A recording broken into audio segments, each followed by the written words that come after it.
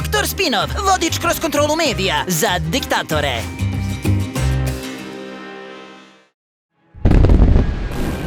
Dobroveče, dragi gledaoci.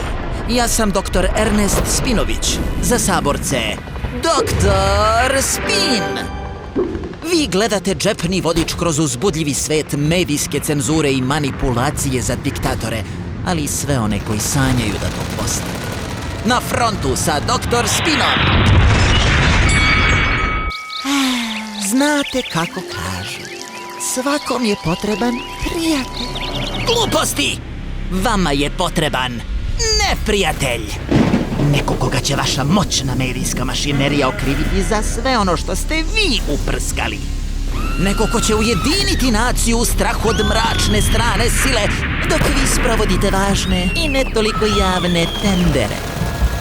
Ova kompleksna operacija počinje odabirom idealnog neprijatelja. To može biti bilo ko, ali najbolje neko iz komšiluka. Ne očajavajte ako vaš neprijatelj nije u svemu najgori. Nije važno šta jeste, već šta izađe u novinama. Sad kad smo to raščistili, vreme je za mobilizaciju. Novinari, urednici, svoj obraz žrtvovali ste za privilegije moćnih i možda malo veću platu. Vi nemate da se brinete za čast vašu. Ona više ne postoji. Zamenite olovke bajonetima, objektivnost mržnjom, istinu. Pa šta je danas istina, da pitam ja vas?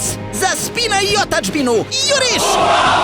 Naravno, ne morate zaista da otpočnete rat. Dovoljno je samo da krčkate.